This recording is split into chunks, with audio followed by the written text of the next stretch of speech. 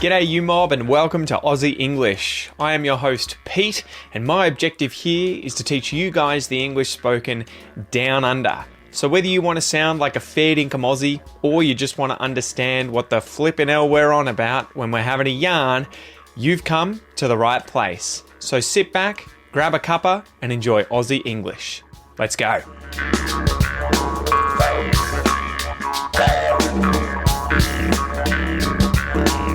G'day you mob, how's it going? Welcome to this episode of Aussie English. We're doing another expression episode today. My name is Pete.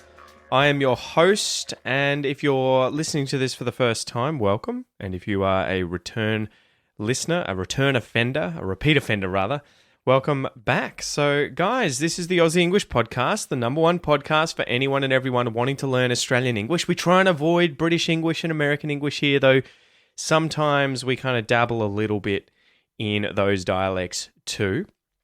What have I been up to today? So my wife was courteous enough, she was kind enough to get up early this morning, deal with the kids and drop them off at daycare whilst I had a bit of a sleep in. So I had a bit of a snooze this morning whilst my wife was taking care of my kids and dealing with all the action. So she is very kind and does that occasionally when I've had a late night and need a bit of a sleep in. So she went off and did that. I got up then whilst she was putting her makeup on and getting ready for work, drove her to work, came back, and then I rearranged my plant shelf. I've got like a living wall, they call it, a living wall. This is where you have usually plants living on a wall, right? Who'd have guessed it, right? Go figure. So I have a living wall in my lounge room, and it has kind of been part living wall with plants growing on it. So it's two shelves from IKEA that have a bunch of plants on them. And it is also part storage. So we have all kinds of stuff on there, you know, kids' toys, cards, nail clippers, you name it. There's a whole bunch of stuff there. So it's kind of mixed and a bit gross, right? It's a bit unseemly. It's a bit of an eyesore. So I spent most of the day, to be honest, taking everything off those shelves, giving them a good scrub, a good clean, and then putting the plants back on and finding other homes for everything else that was on there. So hopefully now it's a little cleaner, a little nicer, and when my wife gets home, when my beautiful wife Kel gets home, hopefully she'll have a pleasant surprise at the cleaned up living wall that is now in our living room. So yeah, that's what I've been up to today. So guys, before we get into the Q&A, just remember, if you want the transcripts for these episodes so that you can listen and read at the same time, you can do that using the premium podcast player that plays the episode for you whilst it shows you the text and scrolls in front of your eyes, so that if you're on your app, on a phone, on the computer, whatever, you can read and listen at the same time, or you can download the transcripts, print them out, or read them on your tablet or phone, whatever you want to do. If you want access to all that stuff, be sure to sign up for the premium podcast membership. You can get access to this at aussieenglish.com.au/podcast. So go check that out. Anyway, let's get into today's Q&A, question and answer. And this one comes from Hamed, who asks, are there any other ways besides your podcast to improve my Australian English listening skills? Now, good question. I guess I could take this in two different directions. So you could, I guess, be asking about resources. You know, are there any other podcasts out there, YouTube channels, TV shows, any of that sort of stuff that will help me improve my listening skills? Or the question could also sort of pertain to, can I use things that aren't necessarily podcasts or the Aussie English podcast to improve my listening skills as well? So I'll try and answer both of those. There's definitely other content out there besides my podcast that you can use to improve your listening skills. So, you know, there's loads of different TV shows. There's obviously loads of podcasts by Australians. They don't necessarily focus on Australian English. I think I'm one of the only podcasts out there that tackles teaching Australian English as sort of the main goal of the podcast. But there's definitely other podcasts out there by other Australians that you could use. My advice would be, though, looking for resources, whether they're movies, TV shows, audiobooks, podcasts, you know, videos on YouTube, whatever it is, using resources where you can also get access to the transcripts. So studies have been done that show if you can read and listen at the same time, you'll actually improve your listening skills much more quickly. And this is because as you read whilst listening, you can literally see what is being said in real time, right? So you can check your comprehension with, is what I'm hearing what's actually being said, what I'm reading on the text. So that is the best way to do it, because often if we're just listening to content or having a conversation with someone, we may miss certain words, we may not get certain, expressions or collocations or grammatical things that are used by the speaker, but we can kind of get the basic idea of what's being said, and so we can, get by. But if you are reading a transcript which has literally exactly what is being said, there's kind of no confusion that's really allowed there in terms of, did they say this word? Did they use this expression? Did they mean this? It's all there for you to see. And so, yeah, whatever you end up using, and whether or not you're trying to improve your Australian English, you could be doing the same with American English, British English, South African English, whatever it is. Ideally, you would be reading and listening at the same time, and doing this in a way that is studying, right? You don't have to necessarily do this every single time you listen to any Australian English, but having a period of time on a regular basis, a daily 30-minute period where you are intensely studying, right? So you're sitting there listening and reading at the same time. So yeah, are there any other ways of doing this? Obviously, you don't have to use my podcast alone. I'd love it if you do use my podcast, but definitely complement it with TV shows and movies and other podcasts and YouTube channels and books, audiobooks, everything like that. That is going to help you. Listening wise, yeah. So podcasts are obviously a really good way of doing this because they tend to be long form. They tend to often be interviews where you've got multiple people chatting to one another. And they tend to include English that isn't necessarily scripted. I mean, there are podcasts out there where it's scripted, but I think podcasts in general are a very good resource to use when they're unscripted, so you get access to real English as it's spoken by native speakers or advanced English speakers, and particularly interview episodes. So I guess ideally you would have a podcast with multiple people talking to one another at the same time. They're interrupting each other, they're not finishing their sentences, they're talking over each other, it's messy like real life. And you also get the transcript. Now, obviously, you can do this with films, you can do this with TV shows, you can do this with, the radio potentially. There's loads of other resources out there that you can do it with. But if you're trying to improve your listening skills, I guess you need to be thinking about what area of listening. Like, is it conversations, informal conversations, small talk, that sort of stuff? Is it conversations about engineering? Is it conversations about family relations? Where are your weak spots? What aspects of your listening need work? And then what resource best helps? So anyway, we've talked about this for quite a bit, so I hope that helps, guys. But I know it's a common question that you guys often give me. How do I improve my listening? What can I do? So I hope that helps. But just the biggest thing is just keep at it. Keep practicing. All right, now it's time to get into today's joke. So slap the bird and let's do it.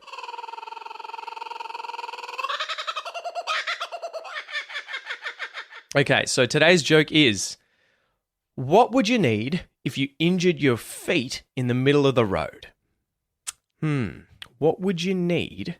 What would you require if you injured your foot? If you hurt your foot or your feet in the middle of the road? Okay, you ready for this? This is going to be amazing. A tow truck.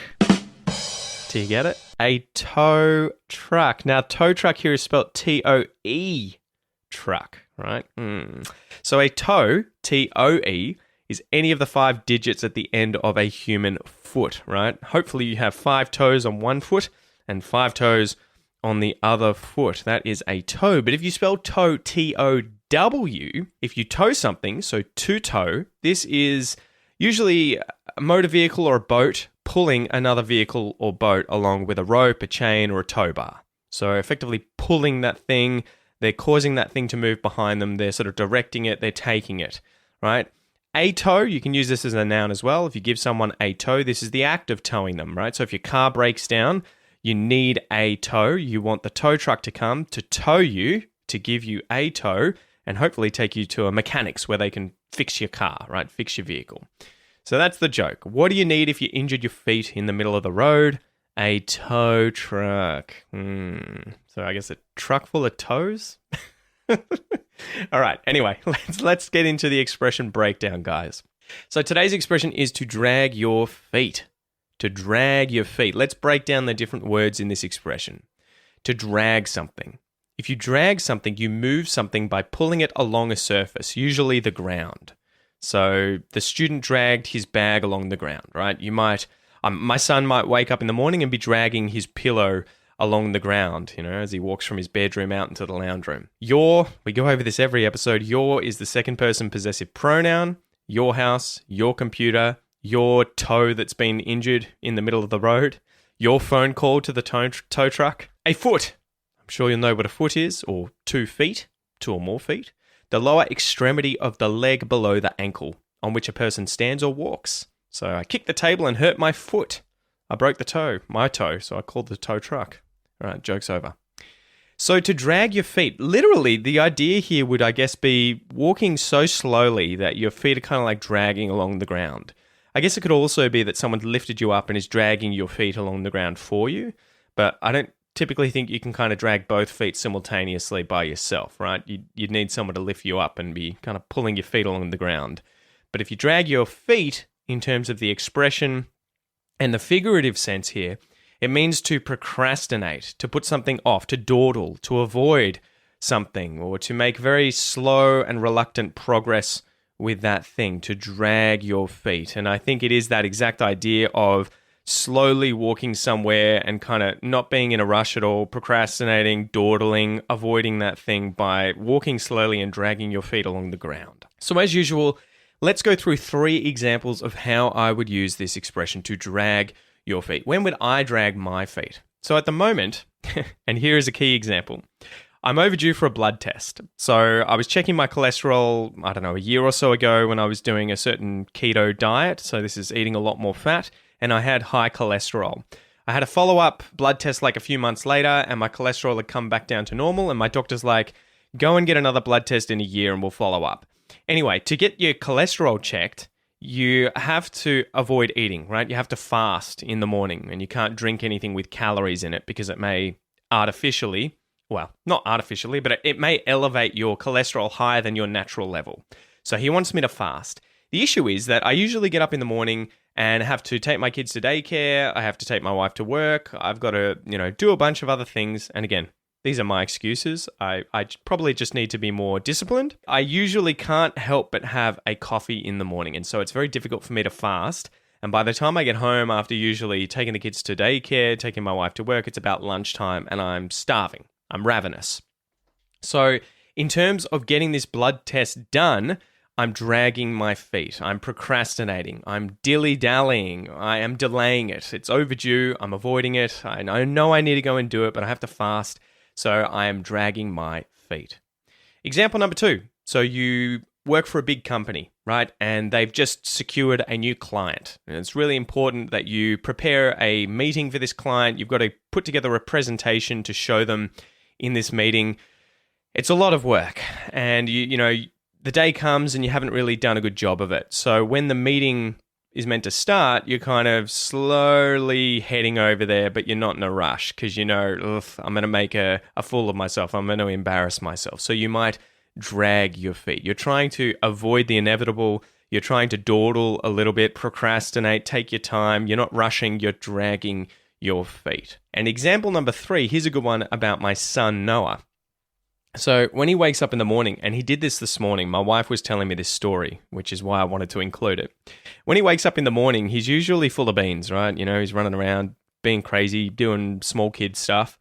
And as soon as he finds out he has to go to daycare, his demeanor completely changes, right? All of a sudden, he'll be whining, and if he's having his if he's having his breakfast or something, he's got food and drink in front of him, all of a sudden, he has like temporary amnesia about how to do all of these simple tasks that he can normally do, right? So he'll be saying to my wife, Kel, I need help eating. I need help drinking. I don't know how to do it. I don't know how to put my clothes on.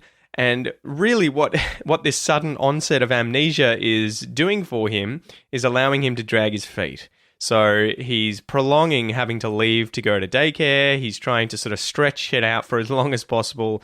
He's really trying to milk it, and he is definitely dragging his feet. So hopefully now, guys, you understand the expression to drag your feet. If you drag your feet, you procrastinate. You put something off. You dawdle. You dilly-dally. You delay something. You avoid something. Or you make very slow and reluctant progress with that thing. So as usual, guys, let's go through a little pronunciation exercise. This is where I'm going to read out words and phrases for you to repeat out loud after me to work on your Australian English accent. So are you ready to rock? You ready to go? Let's do it.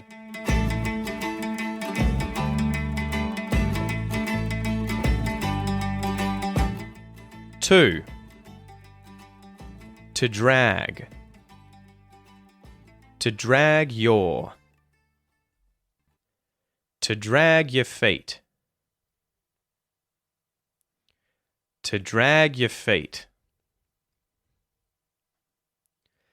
To drag your feet.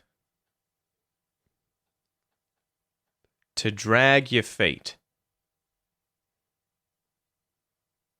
To drag your feet. I dragged my feet. You dragged your feet.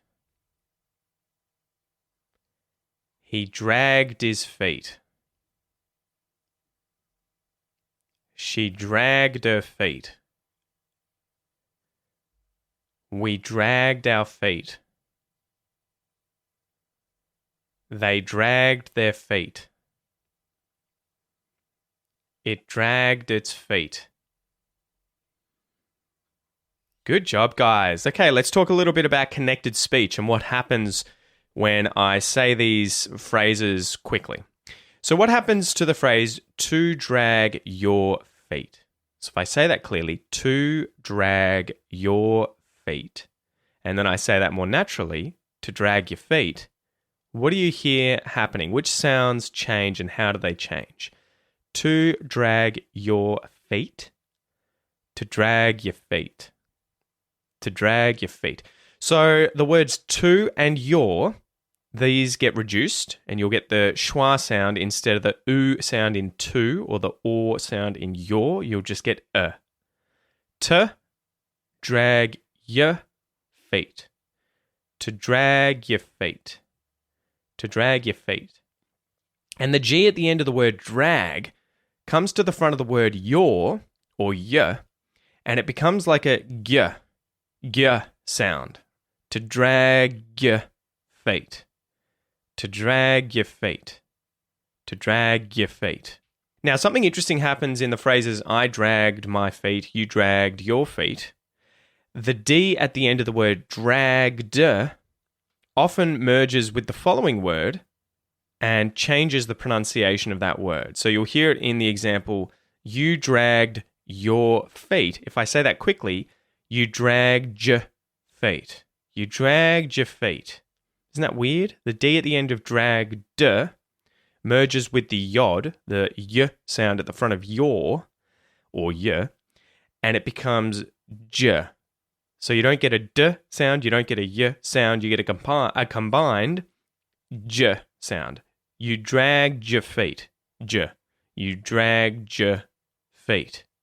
And then we have with he dragged his feet, or she dragged her feet, we have H deletion, where the H at the front of his and her, that h sound, disappears. And you'll have he dragged his feet, she dragged her feet. And this is often a T-flap sound.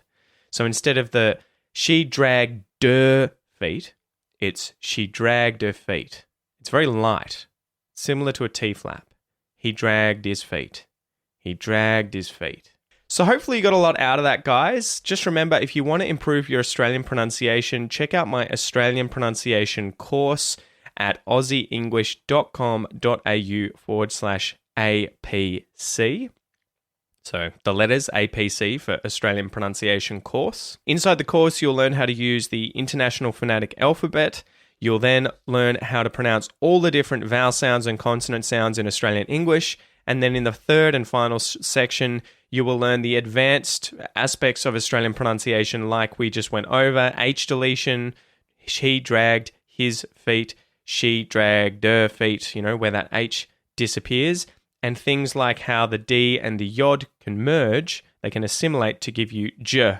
So you drag j feet. Go check that out. aussieenglish.com.au/APC. Now, finally, guys, we have a little clip here at the end, and this clip comes from a new TV show from Australia, and I think it's available on Netflix, called Wellmania, starring Australian comedian and actress Celeste Barber. So the excerpt is: Liv, a human tornado, is forced to rethink her live fast, die young philosophy after a major health scare.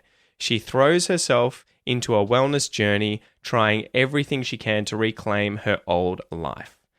So definitely check this one out, guys. The aim of the game here is to write down what you hear. I'm going to play a clip for you 2 different times. And so your goal is to get a piece of paper, get a pen, and try and write out what you hear being said. If you need to listen multiple times, just rewind. And if you want access to the answer, remember you can get this if you are a premium podcast member, or if you get today's free worksheet, which you'll be able to download via the link in the podcast description or the podcast page on the website. The answer's at the bottom. And in the worksheet too, you have space to write out what you think you hear. Okay, so you ready to go? Here's the first playthrough. Well, I didn't drink much. Went to bed early. Did 5Ks on the treadmill this morning. Now I'm eating this, which actually is still very dense. Okay, Miss Clean Living. I know, right? Good job. How did you go? Did you get all of it? Time for the second playthrough. Well, I didn't drink much. Went to bed early. Did 5Ks on the treadmill this morning. Now I'm eating this, which actually is still very dense. Okay, Miss Clean Living. I know, right? All right, that's it from me today, guys. I hope you enjoyed this episode. I am Pete. This is Aussie English, and I will see you next time. Tooroo.